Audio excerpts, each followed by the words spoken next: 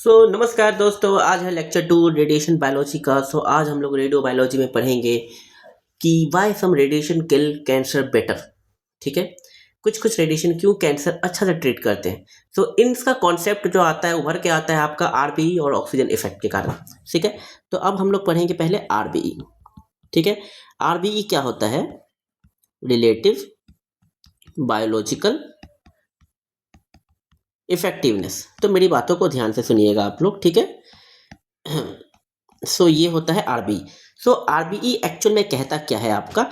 आरबीई में क्या होता है कि अलग अलग रेडिएशन जो होता है वो अलग अलग डोज के हिसाब से कैंसर के सेल्स को किल करता है। ठीक है, जैसे नॉर्मल एक्सरे का आरबीई 1 हो गया, प्रोटॉन का आरबीई 1.1 हो गया। इसमें क्या होता है कि different radiation kills cells differentially. ठीक है, differently differently even if the dose the same. Even क्योंकि मतलब इसका मतलब ये हो गया कि डोज सेम होने के मुताबिक भी मतलब डोज सेम भी है फिर भी अलग अलग रेडिएशन अलग अलग सेल्स किल करता है। तो different radiation kills cells differentially even if the dose is the same. ये इंपॉर्टेंट है। ठीक है, मैं इसीलिए हाईलाइट कर रहा हूं इसको। If the dose is the same, ये इंपॉर्टेंट है, ये आपको याद रखिएगा। ठीक है, अब इसमें आपको पता होना चाहिए कि जो नॉर्मल एक्सरे है, ये कभी कोई एग्जाम पूछ देता है, पूछता क्या है, हमें पूछेगा नॉर्मल एक्सरे का आरबीई कितना होता है? 1 होता है।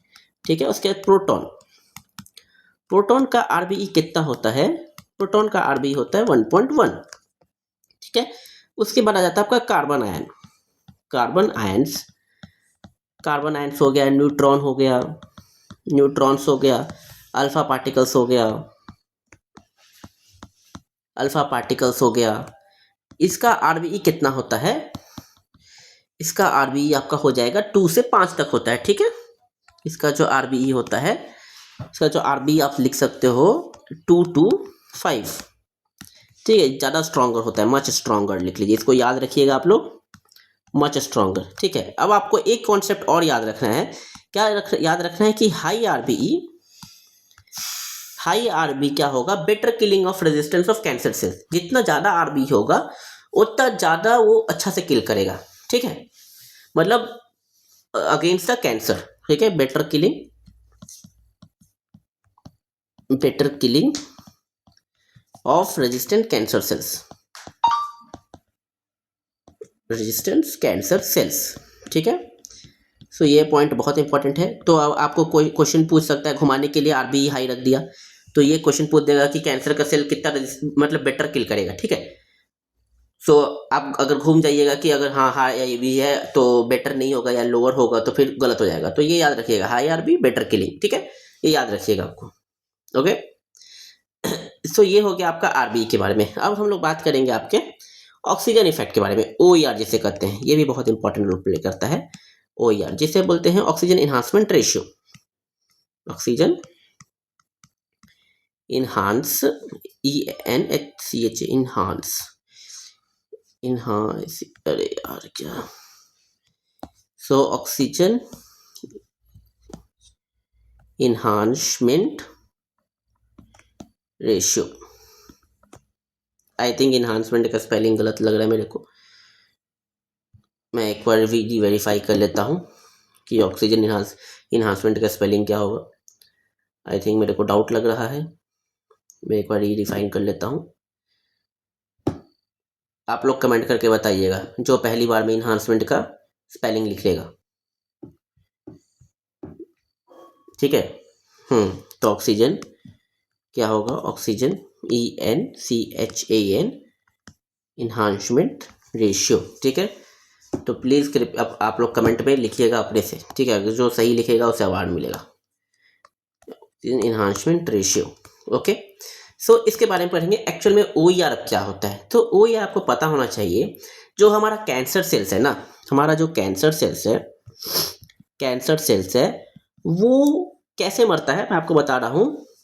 वो होता है अगर आपका ऑक्सीजन ज़्यादा है तो बेटर किलिंग होगा रेडिएशन के दौरान, ठीक है।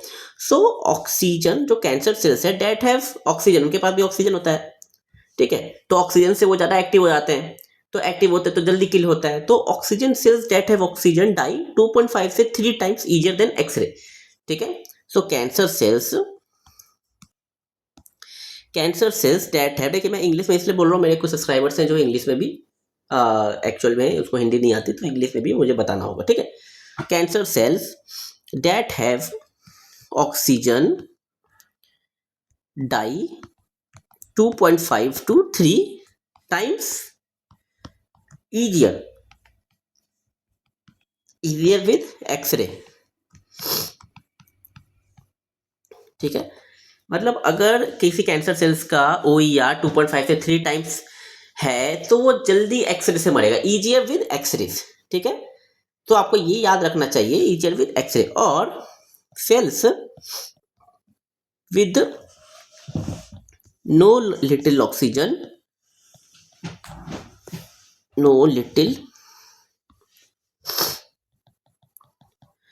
नो या लिटिल ऑक्सीजन, नो है या लिटिल हल्का हल्का ऑक्सीजन है, ठीक है। या लिटिल ऑक्सीजन को आप हाइपोक्सिक बोल सकते हो, हाइपोक्सिक सेल्स हो जाता है, ठीक है। आर वेरी हार्ड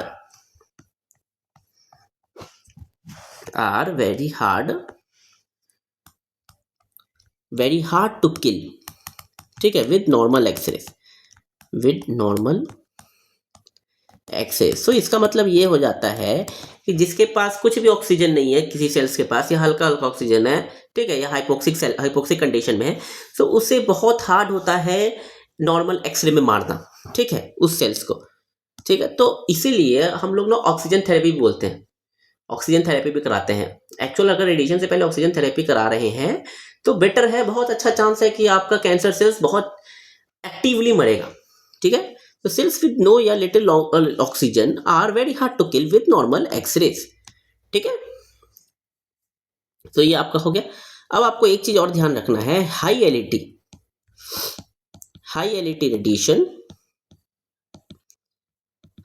रेडिएशन, जैसे आपका हो गया न्यूट्रॉन, कार्बन आयंस,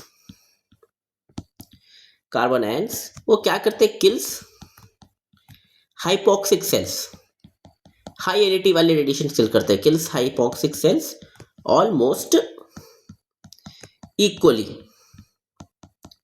किसके OER बिकम्स 1, उसका OER कितना होता है, इक्वली किल करते हैं, और OER कितना हो जाता है उसका 1 हो जाता है, ठीक है। ये याद रखिएगा कि हाई एलईटी वाले रेडिएशन, जैसे आपका हो गया न्यूट्रॉन, ठीक है, या कार्बन आयंस हो गया, वो हाइपोक्सिक सेल्स को किल्स करते हैं ऑलमोस्ट एक्चुअल इक्वली, जिसका OER होता है 1, ठीक है। सो आपसे पूछेगा किसका OER 1 में हाई, मतलब कौन से टाइप ऑफ रेडिएशन किल करते हैं, लो वाले, हाई वाले, तो आपको क्या रखना है, हाई एलईटी वाले रेडिएशन, ठीक है। यहाँ हाई एलईटी वाले हो गया। सो ये हो गया आपको ऑक्सीजन एनहांसमेंट रेशियो, फिनिश, ठीक है। अब मैंने आपको फ्रैक्शनेशन पढ़ा दिया है। अब हम लोग अगला बात करेंगे कुछ डिफरेंट टाइप्स ऑफ फ्रैक्शंस पे, ठीक है। क्या बात करेंगे, हम लोग बात करेंगे different types of giving fraction, ठीक है। Different types of giving fraction, इसके बारे में बात करेंगे, ठीक है। क्यों, कौन कौन से डिफरेंट टाइप्स होते हैं गिविंग फ्रैक्शन के। सो आपका पहला आता है कॉन्वेंशनल, ठीक है। कॉन्वेंशनल फ्रैक्शन में क्या होता है, हम लोग 2 कर देते हैं डेली इनटू 30 से 35 दिन तक, अकॉर्डिंग टू आपके डॉक्टर्स कैसे किस तरह का बोलते हैं, किस तरह का फिजिस्ट प्लान करते हैं, ठीक है। क्योंकि डॉक्टर ही एक्चुअल आपको मतलब किसी भी पेशेंट को आता है तो डॉक्टर दे देते हैं कि आपका IGRT होगा, जो भी होगा इतना से इतना फ्रैक्शन तक आपका ट्रीटमेंट चलेगा। वो लोग एक्जैक्ट नहीं बोलते, 25 से 30 बोलते हैं, वो डिपेंड करता है अगर 25 में उनका डिजीज एकदम कम हो गया है, ठीक है, और अगर कम नहीं हुआ, अगर आपको दिख रहा है कि हल्का सा कि नोट्स में ऑलरेडी अभी भी है, तो फिर उसके बाद बूस्ट हो जाता है। तो इसीलिए वो 25 to 30 या 20 से 35 ऐसा देते हैं, ठीक है। तो 2 ग्रेप डेली होगा 30 से 35 डेज तक, या फ्रैक्शंस बोलो, तो इसे हम लोग बोलेंगे कन्वेंशनल रेडियोथेरेपी, ठीक है। ये हो गया आपका स्टैंडर्ड। अब आ जाता है हाइपोफ्रैक्शनेशन, हाइपोफ्रैक्शनेशन, ठीक है, FRACTION, ये तो हाइपोफ्रैक्शन हो गया, फ्रैक्शनेशन होगा, हाइपोफ्रैक्शनेशन होगा, FRACTION हो गया, फिर ATION लग जाता है, हाइपोफ्रैक्शनेशन, ठीक है। हाइपोफ्रैक्शनेशन में क्या होता है कि हाइपोफ्रैक्शनेशन में हम लोग क्या करते हैं और स्मॉल डोज देते हैं, स्मॉल डोजेस 2 से 3 टाइम्स इन अ डे, ठीक है। हल्के हल्के डोज देते हैं, स्मॉल डोज देते हैं 2 से 3 टाइम्स इन अ डे। जैसे आपका स्मॉल डोज में आ जाएगा एग्जांपल 1.2 ग्रे, ठीक है, ट्वाइस दे देंगे, 1.2 ग्रे ट्वाइस दे देंगे तो वो हो जाएगा स्मॉल डोजेस, ठीक है। ये आपका हो गया हाइपोफ्रैक्शनेशन। अब आ जाता है आपका नेक्स्ट में चार्ट,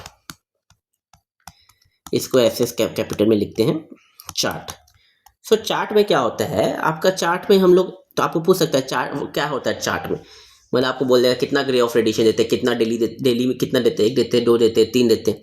तो चार्ट में एक्चुअल आपका 1.5 ग्रे देते हैं, 1.5 ग्रे कितना 3 टाइम्स में, 3 टाइम्स अ डे, ठीक है, फॉर 12 डेज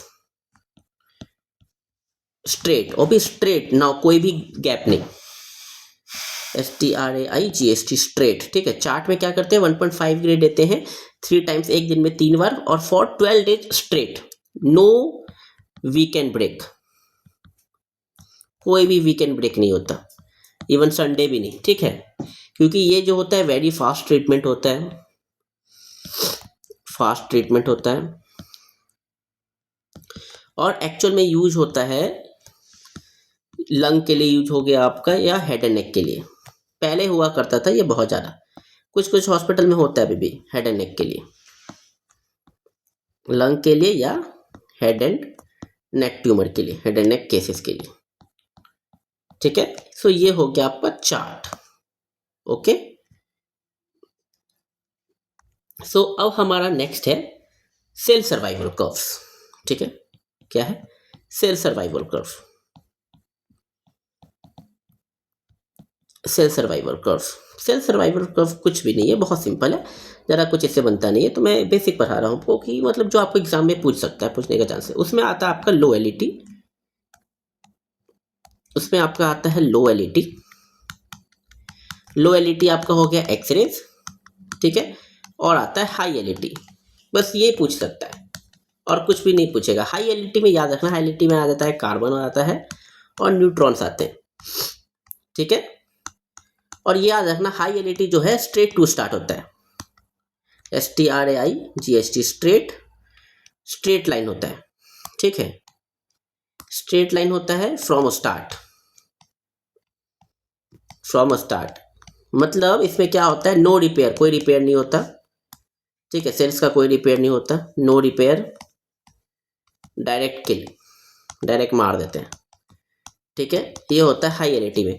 नो एलईटी में, लो एलईटी में आपका रिपेयर्स हैपन होता है, रिपेयर्स हैपन, बस ये याद रखिएगा, ठीक है।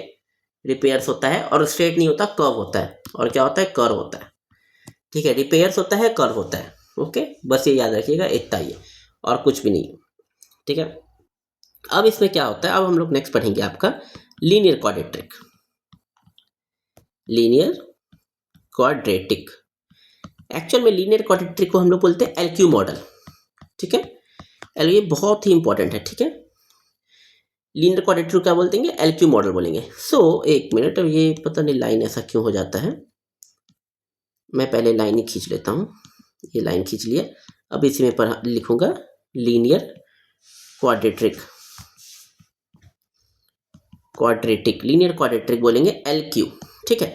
सो लीनियर क्वाड्रेटिक मॉडल में क्या होता है, एक्चुअल में इसमें हम लोग डिफाइन करते हैं सर्वाइविंग सेल्स के बारे में, सर्वाइविंग सेल्स, ठीक है। इसका बहुत ही छोटा सा फॉर्मूला होता है, आप लोग याद कर लेना, E की पावर होती है, E की power minus alpha D minus beta D square, ठीक है। इसके बारे में बताऊंगा, आप ये आपको ध्यान रखो, ये जो फॉर्मूला होता है ये आप याद रखो खाली, ठीक है। जिसमें जो अल्फा होता है, अल्फा आपका होता है डायरेक्ट किल, मतलब इसमें रिपेयर नहीं होगा, कैन नॉट रिपेयर, रिपेयर का कोई ऑप्शन नहीं है, ठीक है। और उसके बाद जो बीटा होता है आपका, जो हम लोग बीटा बोलेंगे, वो क्या होता है, वो किल बाय 2 हिट्स, 2 हिट से वो किल हो जाएगा, तो किल होगा, ठीक है, सिंगल हिट नहीं, 2 हिट्स। और वो रिपेयर हो सकता है, can repair in between, can repair between fractions, ठीक है। सो अब इससे हमारा डिफाइन क्या होता है, इससे हमारा डिफाइन होता है अल्फा स्लैश बीटा का रेशियो, जो कि बहुत इंपॉर्टेंट है, ठीक है। इससे क्या डिफाइन होता है, इससे डिफाइन होता है अल्फा स्लैश बीटा का रेशियो, ठीक है। अब जो रेशियो होता है ये बहुत इंपॉर्टेंट है, ये बहुत ही इंपॉर्टेंट, इसको अच्छा से सुनिएगा, बहुत इंपॉर्टेंट है, इसको अच्छा से सुनिएगा, बहुत इंपॉर्टेंट रोल प्ले करता है ये, ओके।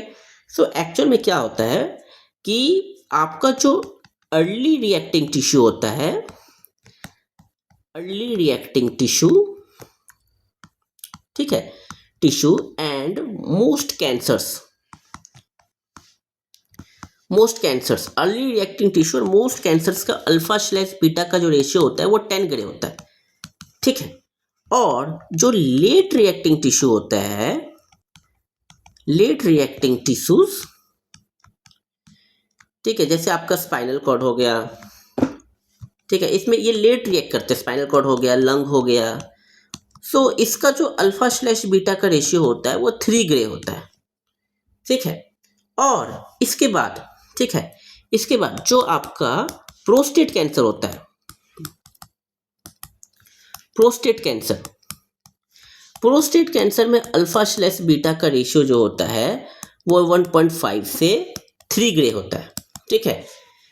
और ये कैसे बिहेव करता है, लेट टिश्यू जैसा, बिहेव लाइक लेट टिश्यू, ठीक है, ठीक है। और इसे बहुत ज़्यादा डोज देते हैं, बिग डोजेस, सॉरी इसमें नहीं देते बिग डोजेस, ठीक है, याद रखिए, बस बिहेव कैसे करता है, लाइक लेट टिश्यू जैसा बिहेव करता है, ओके। सो ये हो गया आपका पूरा के पूरा अल्फा स्लैश बीटा का रेशियो। अब हम लोग जो अगला बात करेंगे, बीईडी। बीईडी आ जाता है आपका बायोलॉजिकल इफेक्टिव डोज, ठीक है। बायोलॉजिकल इफेक्टिव डोज जो होता है बीईडी, इसका एक्चुअल फॉर्मूला होता है, याद रखिएगा, इसका फॉर्मूला क्या होता है, total dose into 1 plus dose per fraction divided by alpha slash beta का रेशियो, ठीक है। सो ये होता है बीईडी, ये बहुत ही इंपॉर्टेंट है, ठीक है, मैं इसको वो कर रहा हूँ, बहुत ही इंपॉर्टेंट है ये, ठीक है। सो क्या होता है BED, total dose into 1 plus dose per fraction divided by alpha and beta का रेशियो। आपको सारी चीज दिया होगा, आपको बस डिटरमाइन करना है। अब मैं इस पर थोड़ा बता देता हूँ आपको, अल्फा स्लैश बीटा का रेशियो कहाँ यूज करना है। So use alpha slash beta equal to मतलब इसको कैसे यूज करेंगे, अगर 10 for tumours and early side effect, ठीक है, अगर अर्ली साइड इफेक्ट है तो 10 यूज करेंगे ट्यूमर के लिए, उस ट्यूमर के लिए। और इसको कैसे लिखेंगे, ग्रे 10, ठीक है। और यूज अल्फा स्लैश बीटा 3 कब करना है, फॉर लेट साइड इफेक्ट, ठीक है। और इसको कैसे लिखेंगे आप, इसको लिखेंगे रिटर्न, इसको कैसे लिखेंगे आप, ग्रे 3, ठीक है। सो इसको अंडरलाइन कर लीजिएगा, ठीक है। सो ये बहुत इंपॉर्टेंट है, आपको हो सकता है एम्स में आपको पूछ भी सकता है फॉर्मूला के साथ। सो फॉर्मूला के साथ आपको कैसे लिखना है, ऐसे लिखना है, ओके। इसको मोस्ट इंपॉर्टेंट है, मैं मोस्ट इंपॉर्टेंट लिख देता हूँ MP, ओके। सो मैं एक एग्जांपल भी आपको करवा देता हूँ, ठीक है, एक एग्जांपल भी करवा देता हूँ मैं आपको। एग्जांपल में समझ लो कि 78 ग्रे दिया हुआ है इन 2 grey fractions, 2 grey fractions prostate का, ठीक है। मतलब 78 ग्रे है तो हर एक दिन मेरे हम लोग को कितना, अरे एक सेकेंड गाइस, 1 सेकेंड, ये बार अंडरलाइन में कैसे हो जाता है एग्जांपल में, हाँ। अब एग्जांपल में क्या है, 78 ग्रे कितना इन 2 ग्रे फ्रैक्शंस, मतलब हमें 78 ग्रे देना है, ठीक है, 2 ग्रे एवरी फ्रैक्शन, ठीक है। और ये कौन सा केस के लिए बात करें, प्रोस्टेट, ठीक है, जिसका बीईटी कितना होगा, बीईटी कैसे कैसे कैलकुलेट करेंगे, इक्वल टू 78 इंटू, अब देखिए अब आपको क्या बोले हैं 78 इंटू बीईटी कैसे करें, total dose into 1 plus dose per fraction divided by alpha slash beta का रेशियो। अब आपको पता होना चाहिए 78 टोटल डोज कितना है, 78 टोटल डोज, ये हो गया आपका टोटल डोज, ठीक है, ये हो गया टोटल डोज। अब इनटू क्या करना है 1, अब यहाँ 1 दिया हुआ है, 1 वैसे के वैसे लिख लीजिए। अब मेन खेलना स्टार्ट होता है। अब क्या है, dose per fraction, dose per fraction ये कितना दिया हुआ है, ये 2, ये जो 2 है ये तभी फ्रैक्शनेशन में है, डोज पर फ्रैक्शन, इसको आप ऐसे लिख लीजिए, डोज पर फ्रैक्शन, ठीक है। सो 1 प्लस डोज पर फ्रैक्शन कितना हो गया आपका, डोज पर फ्रैक्शन 2 हो गया, डिवाइडेड बाई, अब आ जाता है आपका मेन कि अल्फा स्लैश बीटा का रेशियो। अब आपको मैंने यहाँ पे लिखवाया है प्रोस्टेट के लिए अल्फा स्लैश बीटा का रेशियो कितना होना चाहिए। अब देखिए फॉर प्रोस्टेट कैंसर, ये भी आप कर लीजिए, for prostate cancer alpha slash beta का रेशियो 1.5 से, सॉरी हाँ, फॉर प्रोस्टेट कैंसर, ये देखिए मैंने यहाँ लाइन कर रहा हूँ ऊपर में, हाँ, अल्फा स्लैश बीटा का रेशियो 1.5 से 3 ग्रे होना चाहिए। तो हम लोग 1.5 लेके चलते हैं, ठीक है। तो हम लोग कितना लिखेंगे 1.5 लेके चले हैं। ये क्या है, अल्फा स्लैश बीटा का रेशियो फॉर प्रोस्टेट, ठीक है। अब आपको ये सिंपल कैलकुलेट करना है। अब एक कैलकुलेट करके मैं बता देता हूँ, मैं कैलकुलेटर से कैलकुलेट किया हूँ, तो ये आ गया है आपका 130 ग्रे 1.5, जो कि क्या है, गुड इसलिए है क्योंकि आपको मैंने बताया है जितना ज़्यादा होगा उतना अर्ली साइड इफेक्ट आएगा ट्यूमर के लिए, ठीक है। तो ये क्या हो गया, बीईटी बायोलॉजिकल इफेक्टिवनेस, देखिए आप ऊपर में देख लीजिए, ये टोटल लोड दिखता है। अब इसमें भी आपका वो आता है कि अगर आपका सेम ट्यूमर है 36 ग्रे 5 फ्रैक्शन में दे रहे हैं, तो उसमें कितना बनेगा 7.2 ग्रे, जो कि बीईटी बहुत हाइयर होगा और बेटर किल होगा, ठीक है। तो जितना बीईटी हाइयर होगा, बायोलॉजिकल हाइयर होगा, उतना बेटर किलिंग होगा, ठीक है। ये बहुत ही इंपॉर्टेंट स्टेटमेंट है, तो आपको इसे भी समझना है। बीईटी हाइयर मतलब बेटर किलिंग होगा, ठीक है। सो ये समझ गए आप, ये आपका बीईटी भी टोटल हो चुका है खत्म। सो लेक्चर 2 आज हम लोग यहीं तक रखेंगे, ठीक है। अब हम लोग लेक्चर 3 में बाकी का बात करेंगे, ओके। बस कुछ नहीं, थोड़ा सा और पोर्शन बचा है, ठीक है, इतना देख लीजिए। इसके बाद हम लोग नेक्स्ट लेक्चर में टॉलरेंस डोज पढ़ेंगे और ब्रैकेट थेरेपी के बारे में बस पढ़ेंगे, बस इतना ही है। उसके बाद आपका खत्म हो जाएगा, और थोड़े से हम लोग क्विक रिवीजन के पार्ट्स भी देखेंगे, ठीक है। Thank you.